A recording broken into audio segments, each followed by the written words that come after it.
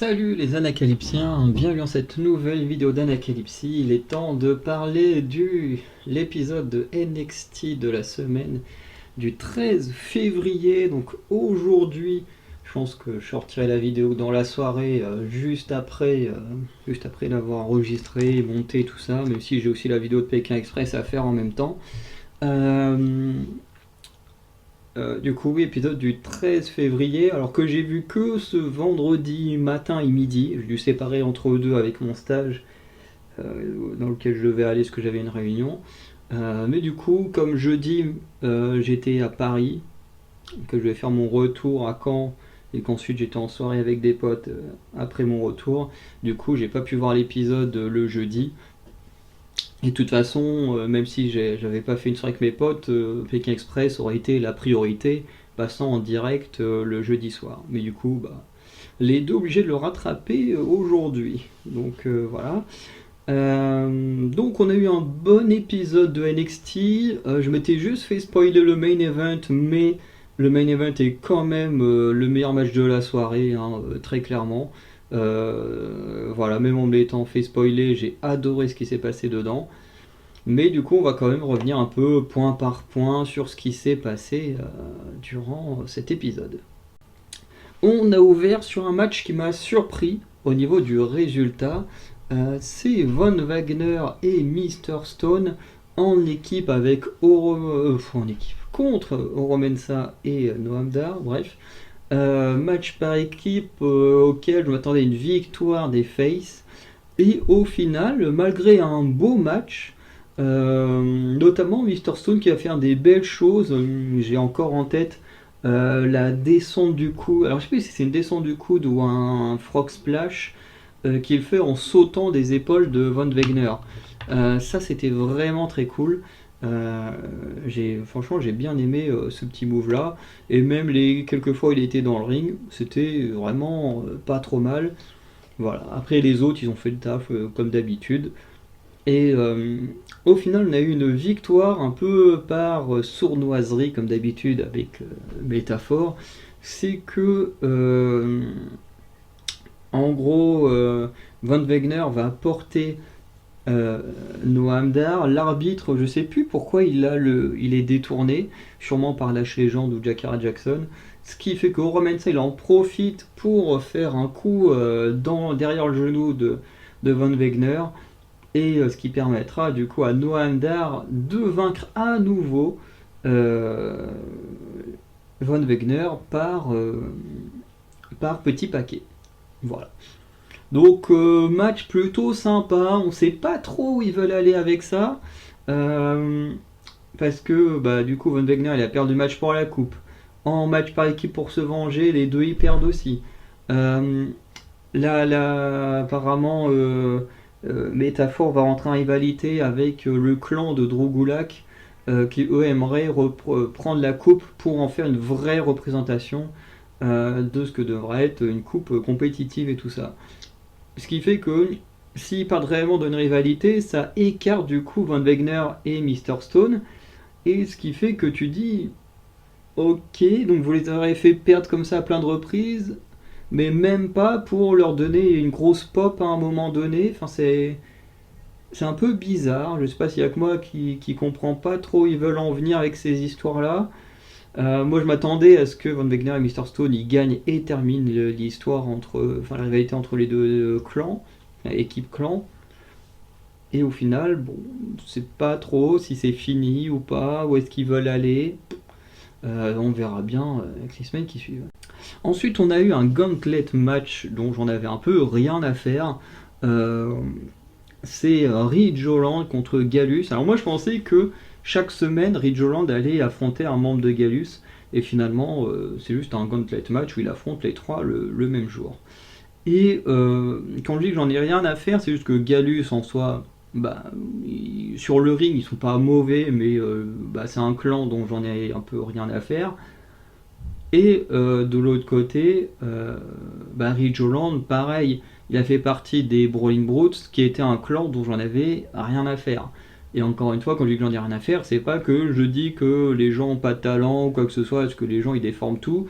C'est juste que c'était des clans, que ce soit Gallus ou les Brawling Brutes, dont j'en avais rien à faire, c'est tout. C'est juste qu'ils n'ont pas les styles de catch que j'aime bien, en termes d'histoire, ouais, j'en avais rien à faire, et c'est tout. Et du coup, bah là, on nous fout Gallus contre Ijoland, donc le niveau d'investissement est vraiment très très très bas. Après, le match est sympa, mais bon, voilà, on n'est pas plus intéressé que ça. Donc le premier match était Ridgeland contre Wolfgang, qui était plutôt... Putain, il est que 18h, je crois déjà, à bailler comme ça va pas le faire. Mais je manque tellement de sommeil avec mon excursion à Paris. Bref. Victoire du coup de Ridgeland avec une sorte de power slam. C'était sympa sans plus, voilà, de toute façon on s'y attendait. Ensuite, deuxième match, Ridgeland contre Mark Coffey. Victoire nouveau de Ridgeland, mais cette fois par disqualification, puisque Joe Coffey est intervenu pour casser le tombé, qui en plus aurait été gagnant pour Ridgeland. Et ensuite, Gallus va vouloir attaquer Ridgeland, mais Ridgeland va détruire Gallus et notamment Joe Coffey avec plusieurs coups de chaise. Et là, j'ai plusieurs choses à dire. Déjà, le gauntlet match, pas intéressant plus que ça dans la construction parce que on se doutait bien de comment ça allait se passer. Je veux dire, personne, à moins d'être complètement idiot, pensait que Ridgeland perdrait dès la première partie du gauntlet match. Pour moi, de toute façon, il n'y avait que deux façons de faire le gauntlet match. C'était soit Ridgeland il va jusqu'en finale et il gagne la finale, comme ça conclut l'histoire et on passe à autre chose. Soit il va jusqu'en finale, il perd la finale parce que il aura battu Wolfgang et Mark Coffey, mais que contre Joe Coffey, étant trop fatigué, boum, il se fait dégommer. Ça, c'était les deux possibilités que moi je voyais. Mais du coup, ce qui est bien du coup avec ce match, c'est que la compagnie n'a pas été dans ces deux voies-là. C'est-à-dire qu'ils n'ont pas fait la facilité de faire un Ridgeland méga puissant qui bat les trois membres de Gallus, mais ils n'ont pas non plus été le faire perdre non plus. Ils ont choisi une troisième voie qui est le pétage de plomb de Ridgeland. Alors ça c'est le seul truc que j'ai trouvé intéressant du match. Puisque après avoir fait les plein de coups de chaise et tout sur Joe Coffey, t'as les arbitres qui le décalent et tout, et là il se rend compte de ce qu'il vient de faire, il regarde ses mains en mode putain qu'est-ce que je viens de faire, je le reconnais pas, en plus j'ai déjà quand t'as le background qu'il a blessé des gens et tout, du coup t'as ce petit côté où tu sens que même lui il est en mode putain mais je comprends pas ce que j'ai fait, qu'est-ce qui m'arrive et tout. Et je pense qu'on peut avoir des choses intéressantes à raconter avec Ridgeland autour de tout ça.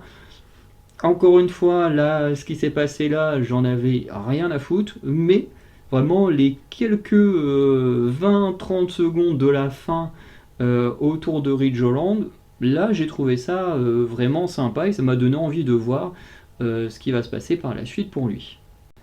Ensuite, on a eu Lola Vice contre Tatum Paxley, donc pareil, c'est un match plutôt sympa, donc du coup qui fait suite au match entre Lola Vice et Roxanne Perez, où Tatum Paxley avait imité Lola Vice avec un faux contrat et avait coûté le match à Lola Vice. D'ailleurs, j'ai pas compris pourquoi backstage Roxanne Perez elle a pété un câble, c'est logique qu'il y ait un match entre Lola Vice et Tatum Paxley, surtout que la victoire de Lola Vice n'a à aucun moment ne fait que Lola Vice a une chance pour le titre de Lyra Valkyria, enfin c'est très bizarre. Du coup on a une Roxanne Perez qui a été pété des câbles, qui a foutu une baffe, je crois que c'est à Ren Sinclair backstage, qui a été se plaindre et tout, et franchement je suis pas hyper fan de ce qu'ils font avec Roxanne Perez aujourd'hui. Voilà, bon, une petite parenthèse. Mais voilà. Mais du coup, le match en lui-même était plutôt sympa. Et en fait, ce que j'ai bien aimé dans la construction du match, c'est que d'abord, on a une domination très claire de Lola Vice, qui a été géniale. Et ensuite, on a Lyra Valkyrie, du coup, qui va voir ça, qui vient au ring pour un peu soutenir Tatum Paxley. Même si elle ne le considère pas comme son amie, elle va quand même venir l'aider. Sans intervenir dans le match, bien entendu. Et Tatum Paxley voulant tellement impressionner son idole, Lyra Valkyria, elle va quand même réussir à se sortir du tombé d'un coup de pied retourné, d'un coup de coude un peu envoyé à la volée comme ça, qui dans la réalité est super violent. Mais là, quand on le voit, quand le Ice elle le fait, ça tape la poitrine de, de Tatum. On se quand même se faire mal de se prendre je vais dire un coup de genou, un coup de coude dans la poitrine, j'en doute pas. Mais je pense que comparé à quand tu te prends dans le nez, ou ça te casse direct le nez, ça va être horrible. Bref, et elle va aussi, mais pas se dégager d'un deuxième coup de pied retourné, c'est juste que là, elle va mettre le pied dans les cordes. Et ça fait du bien, ça fait du bien, devenu tellement rare aujourd'hui que les gens ils cassent le tombé en mettant le pied ou la main dans les cordes que ça fait du bien quand je le vois. Dans les années 2000, c'était récurrent qu'on voit ça, on casse le tombé parce que hop là, j'ai attrapé la corde, tac, j'ai le pied sur la corde. Aujourd'hui, on le fait quasiment plus, ça me saoule. J'aime bien cette façon de casser le tombé au lieu que ce soit toujours la même chose. Hop là, je me dégage, oh, j'ai levé l'épaule. Le fait de jouer avec les cordes, ça apporte un petit truc différent et j'aime bien. Bref. Et au final, on aura quand même la victoire de Lola Vice, comme j'ai dit, par soumission, puisque là, elle va faire une prise de soumission où elle va coincer la tête de Tatum dans ses jambes. Et Tatum va finir par abandonner, elle va même être complètement KO. D'ailleurs, je pensais même, quand l'arbitre a commencé à se lever, je pensais qu'il allait annoncer un abandon par KO. Et finalement, j'ai remarqué après que Tatum est en train de taper. Mais je pense que Tatum n'aurait pas résisté beaucoup plus longtemps que ça. Je pense qu'elle aurait quand même abandonné, mais par KO s'il le fallait. Mais du coup, tout le travail du personnage de Tatum, j'ai trouvé ça intéressant. Voilà, quand elle est toute seule contre Lola Vice, elle se fait exploser. Dès que Lyra arrive, d'un coup, c'est oh, mon héroïne est là, je vais donner mon meilleur. Du coup, elle a une petite offense avant d'à nouveau se faire rétaber, mais quand même résister au finisher de Lola à plusieurs reprises afin de montrer à quel point elle est plus que juste une fan hystérique. Ensuite, on a eu Adriana Rizzo contre Jaida Parker. Match sympa, sans plus à nouveau. Pourtant, vous le savez maintenant, j'aime énormément Adriana Rizzo. Alors, honnêtement, que ce soit Jaida Parker ou Rizzo, en termes de in-ring, c'était bon. Franchement, elles n'ont pas fait vraiment d'erreur ou quoi que ce soit. C'est juste l'investissement qui est difficile à avoir dans le sens où tu as un match entre David et Goliath, quoi. T'as Rizzo qui est toute petite, toute mince contre Jaida Parker qui est au moins 2-3 fois plus imposante que Rizzo. Donc là tu dis oula, comment elle va s'en sortir. Mais à nouveau, comme pour Ren Sinclair, je trouve que mettre des matchs à des petits gabarits comme ça pour leur début contre des géantes, c'est pas la meilleure idée. Parce que ce soit Ren Sinclair ou Adriana Rizzo, pour avoir de l'expérience et faire des bonnes performances, pour moi, elles doivent avoir des gens de leur gabarit, à peu près de leur taille, où elles peuvent vraiment montrer des choses. Là, je dis pas qu'elles ont rien montré, mais quand tu combats un géant ou une géante, bah, c'est pas pareil que quand tu combats quelqu'un d'un autre gabarit. Et du coup, c'est plus compliqué de montrer des choses et tout. Moi, je trouve que les combats contre les géants ou géantes, c'est mieux quand tu as déjà de l'expérience ou des choses comme ça. Voilà. Après, Rizzo va quand même bien résister. Et d'ailleurs, elle va se faire mettre KO parce qu'au bout d'un moment, elle va être à genoux, elle va dire vas-y, frappe-moi, frappe-moi. Et Parker va arriver avec une puissante clothesline qui va carrément mettre Rizzo KO. Et du coup, va gagner par tomber comme ça. La seule chose que j'ai trouvé vraiment intéressante, c'est la défaite d'Adriana Rizzo, dans le sens où le fait qu'elle ait perdu, quand tu réfléchis à ce qui se passe dans la soirée, tu te dis ah, Adriana Rizzo a perdu, ça fait déjà une défaite dans la soirée pour The Family. Et là, tu te dis, est-ce que la NXT va vraiment oser faire perdre The Family, vraiment que tous leurs matchs soient perdus, même que The Family perdent leur titre? Franchement, enfin, moi je me suis pas posé de questions parce que quand j'ai regardé l'épisode, le main event, on me l'avait déjà spoilé. Mais je pense que en regardant l'épisode, si j'avais pas été spoilé, je me serais vraiment posé la question en mode bah tiens, si Rizzo a perdu, est-ce qu'ils vont vraiment faire perdre également Stax et Lorenzo? Mais bon, on connaît déjà tous la fin hein, du vendredi. L'épisode il date déjà un petit peu, donc voilà. Ensuite, on aura un match vraiment sympa entre Carmelo Hayes contre Joe Gacy, avec un match vraiment sympa. Honnêtement, le match était sympa, voilà. Que ce soit l'un ou l'autre, ils ont fait leur petit truc habituel. Le seul truc, c'est que j'ai pas trop compris pourquoi les deux s'affrontaient. Voilà. Parce que, ok, ils ont montré à un moment un petit clip en mode après l'agression de Carmelo Hayes sur Dragunov, apparemment il y a Joe Gacy qui était toujours là et Carmelo Hayes l'a dégommé.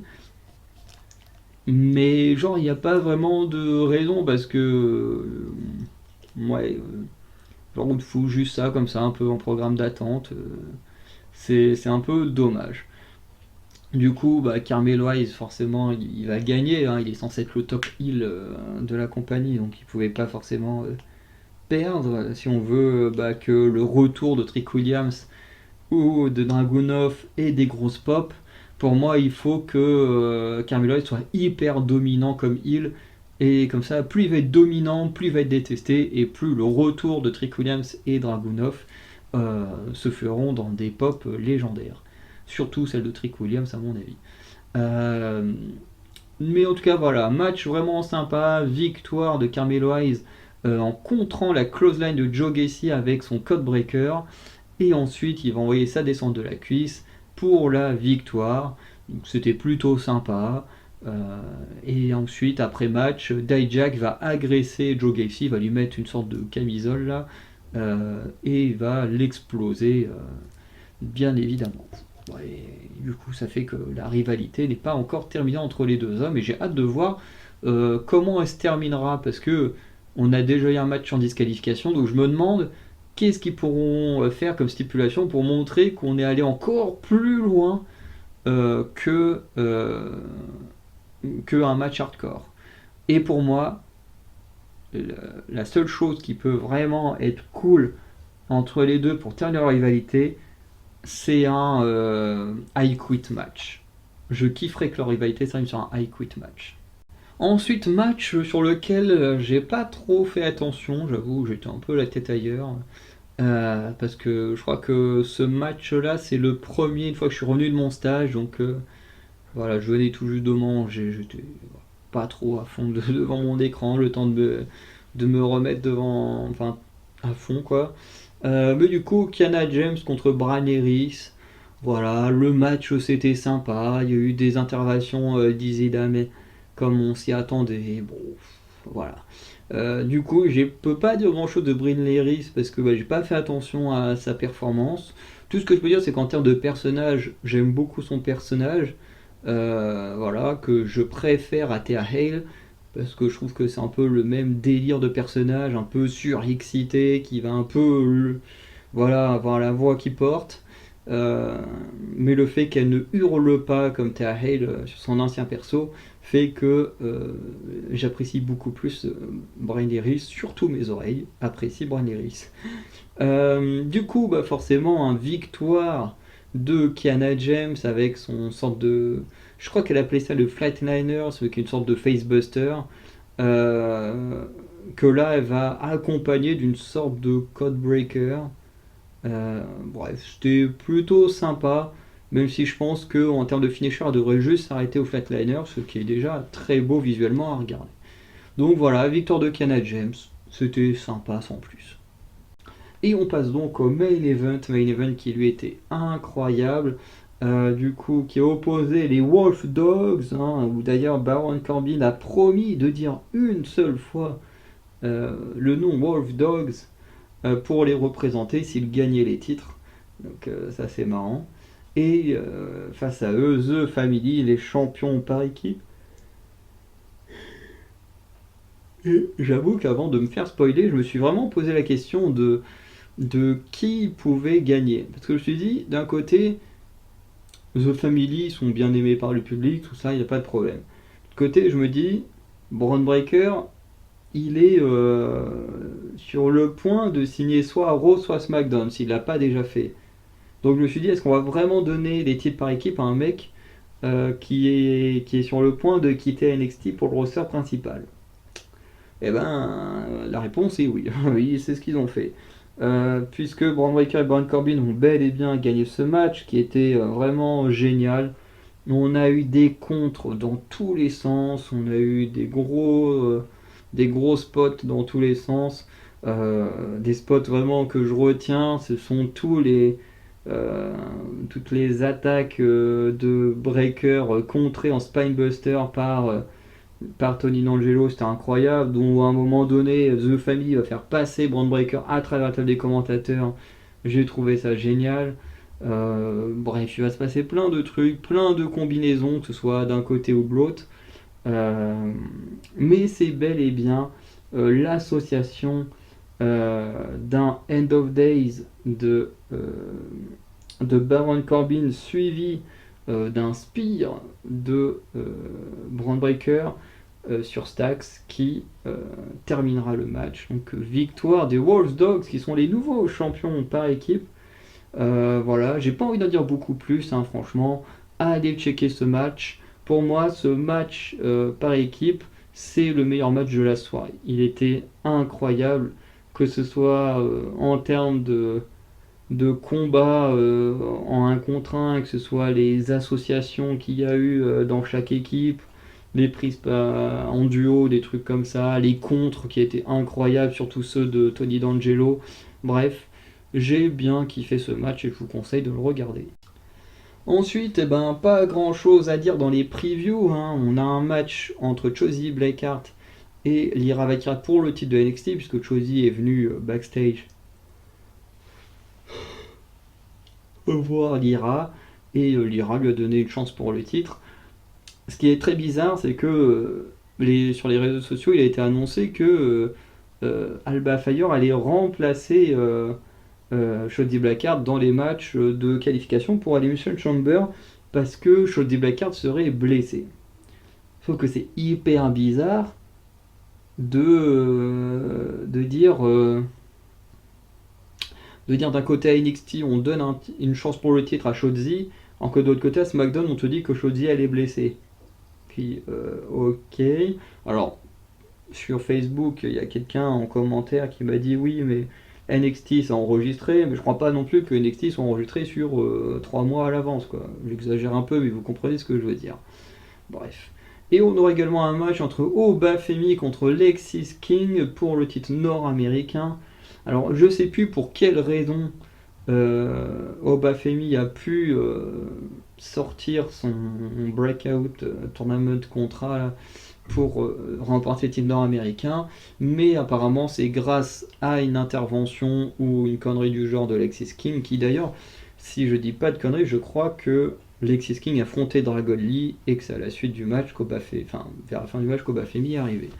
Ce qui fait que Lexis King, lui, il se dit voilà, t'es devenu champion grâce à moi, donc je veux un match pour ton titre. Globalement, c'est ça. Donc on aura un match pour le titre nord-américain la semaine prochaine entre Obafemi et Lexis King, ce qui promet d'être plutôt intéressant. En dehors de ça, voilà, je n'ai pas grand chose de plus à dire. L'épisode en soi, il y a eu beaucoup de choses un peu osef ou qui ne m'intéressaient pas. Il y a eu des petites choses un peu à droite à gauche qui étaient très intéressantes, plus un main event vraiment incroyable que je vous conseille à tous de regarder. Donc n'hésitez pas à me dire ce que vous avez pensé de cet épisode pour ceux qui l'ont vu. Et sinon, c'est une bonne journée, une bonne soirée. Je vous dis à très bientôt. Ciao tout le monde.